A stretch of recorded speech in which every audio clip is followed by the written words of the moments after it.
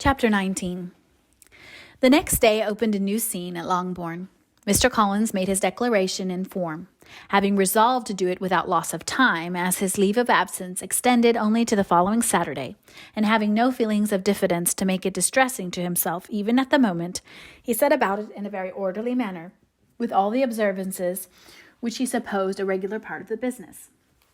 On finding Mrs. Bennet, Elizabeth, and one of the younger girls together soon after breakfast, he addressed the mother in these words: "May I hope, madam, for your interest with your fair daughter Elizabeth, when I solicit for the honour of a private audience with her in the course of this morning?" Before Elizabeth had time for anything but a blush of surprise, Mrs. Bennet answered instantly, "Oh dear, yes, certainly. I am sure Lizzie will be very happy. I am sure she can have no objection. Come, Kitty, I want you upstairs." And gathering her work together, she was hastening away when Elizabeth called out, "Dear madam, do not go. I beg you will not go. Mr. Collins must excuse me. He can have nothing to say to me that anybody need not hear. I am going away myself." No, nonsense, Lizzie. I desire you to stay where you are." And upon Elizabeth seeming really with vexed and embarrassed looks about to escape, she added, "Lizzie, I insist upon you staying and hearing Mr. Collins." Elizabeth would not oppose such an injunction, and a moment's consideration making her also sensible that it would be wisest to get it over as soon and as quietly as possible, she sat down again and tried to conceal by incessant employment the feelings which were divided between distress and diversion. Mrs. Bennet and Kitty walked off, and as soon as they were gone, Mr. Collins began. "Believe me, my dear Miss Elizabeth, that your modesty, so far from doing you any disservice, rather adds to your other perfections. You would have been less amiable in my eyes, had there not been this little unwillingness. But allow me to assure you that I have your respected mother's permission for this address. You can hardly doubt the purport of my discourse. However your natural delicacy may lead you to dissemble, my attentions have been to you too marked to be mistaken. Almost as soon as I entered the house, I singled you out as the companion of my future life. But before I am run away with my feelings on this subject, perhaps it would be advisable for me to state my reasons for marrying, and, moreover, for coming into Hertfordshire for the design of selecting a wife, as I certainly did." The idea of Mr. Collins, with all his solemn composure, being run away with his feelings made Elizabeth so near laughing that she could not use the short pause he allowed in any attempt to stop him further, and he continued. "My reasons for marrying are, first, that I think it a right thing for every clergyman in easy circumstances, like myself, to set the example of matrimony in his parish. Secondly, that I am convinced that it will add very greatly to my happiness. And thirdly, which perhaps I ought to have mentioned earlier, that it is the particular advice and recommendation of the very noble lady whom I have the honour of calling patroness. Twice has she condescended to give me her opinion, unasked too, on this subject, and it was but the very Saturday night before I left Hunsford, between our pools at Quadrille, while Mrs. Jenkinson was arranging Miss de Bourgh's footstool, that she said, 'Mr. Collins, you must marry. A clergyman like you must marry. Choose properly, choose a gentlewoman for my sake, and for your own. Let her be an active, useful sort of person, not brought up high, but able to make a small income go a good way. This is my advice. Find such a woman as soon as you can, bring her to Hunsford, and I will visit her. Allow me, by the way, to observe, my fair cousin, that I do not reckon the notice and kindness of Lady Catherine de Bourgh as among the least of the advantages in my power to offer. You will find her manners beyond anything I can describe, and your wit and vivacity, I think, must be acceptable to her, especially when tempered with the silence and respect which her rank will inevitably excite. Thus much for my general intention in favour of matrimony. It remains to be told why my views were directed towards Longbourn instead of my own neighbourhood, where I can assure you there are many amiable young women. But the fact is, that being, as I am, to inherit this estate after the death of your honoured father, who, however, may live many years longer, I could not satisfy myself without resolving to choose a wife from among his daughters, that the loss to them might be as little as possible when the melancholy event takes place, which, however, as I have already said, may not be for several years. This has been my motive, my fair cousin, and I flatter myself it will not sink me in your esteem. And now nothing remains for me but to assure you in the most animated language of the violence of my affection. To fortune I am perfectly indifferent, and shall make no demand of that nature on your father, since I am well aware that it could not be complied with, and that 1,000 pounds in the 4 per cents, which will not be yours till after your mother's decease, is all that you may ever be entitled to. On that head, therefore, I shall be uniformly silent, and you may assure yourself that no ungenerous reproach shall ever pass my lips when we are married.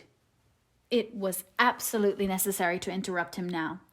"You are too hasty, sir," she cried. "You forget that I have made no answer.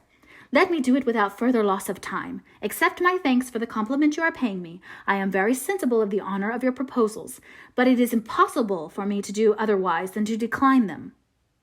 "I am not now to learn," replied Mr. Collins, with a formal wave of the hand, "that it is usual with young ladies to reject their addresses of the man whom they secretly mean to accept when he first applies for their favor, and that sometimes the refusal is repeated a second or even a third time. I am therefore by no means discouraged by what you have just said, and shall hope to lead you to the altar ere long." "Upon my word, sir," cried Elizabeth, "your hope is a rather extraordinary one after my declaration. I do assure you that I am not one of those young ladies, if such young ladies there are, who are so daring as to risk their happiness on the chance of being asked a second time. I am perfectly serious in my refusal. You could not make me happy, and I am convinced that I am the last woman in the world who could ever make you so. Nay, were your friend Lady Catherine to know, I am persuaded she would find me in every respect ill qualified for the situation." "Were it certain that Lady Catherine would think so," said Mr. Collins very gravely, "but I cannot imagine that her ladyship would at all disapprove of you. And you may be certain that I have the honor of seeing her again. I shall speak in the very highest terms of your modesty, economy, and other amiable qualification."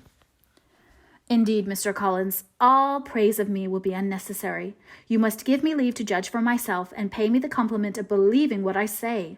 I wish you very happy and very rich, and by refusing your hand, do all in my power to prevent your being otherwise. In making me the offer, you must have satisfied the delicacy of your feelings with regard to my family, and may take possession of the long-born estate whenever it falls, without any self-reproach. This matter may be considered, therefore, as finally settled." And rising as she thus spoke, she would have quitted the room had Mr. Collins not thus addressed her. "When I do myself the honor of speaking to you next on the subject, I shall hope to receive a more favorable answer than you have now given me, though I am far from accusing you of cruelty at present, because I know it to be the established custom of your sex to reject a man on the first application, and perhaps you have even now said as much to encourage my suit as would be consistent with the true delicacy of the female character." "Really, Mr. Collins," cried Elizabeth with some warmth, "you puzzle me exceedingly. If what I have hitherto said can appear to you in the form of encouragement, I know not how to express my refusal in such a way as to convince you of its being one. You must give me leave to flatter myself, my dear cousin, that your refusal of my addresses is merely words of course. My reasons for believing it are briefly these.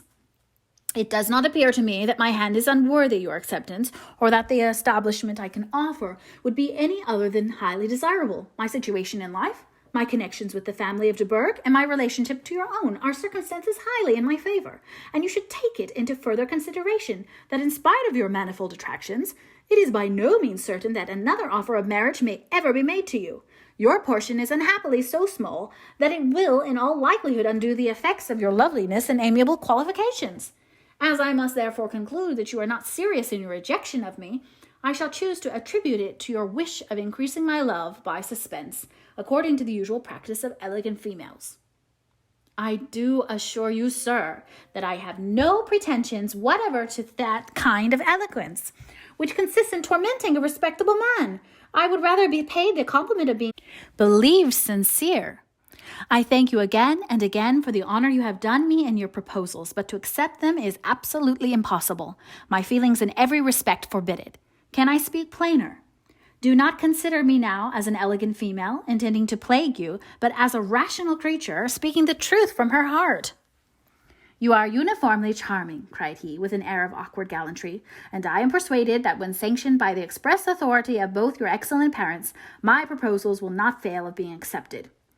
To such perseverance and wilful self-deception, Elizabeth would make no reply, and immediately and in silence withdrew, determined, if he persisted in considering her repeated refusals as flattering encouragement, to apply to her father, whose negative might be uttered in such a way as to be decisive, and whose behavior, at least, could not be mistaken for the affectation and coquetry of an elegant female.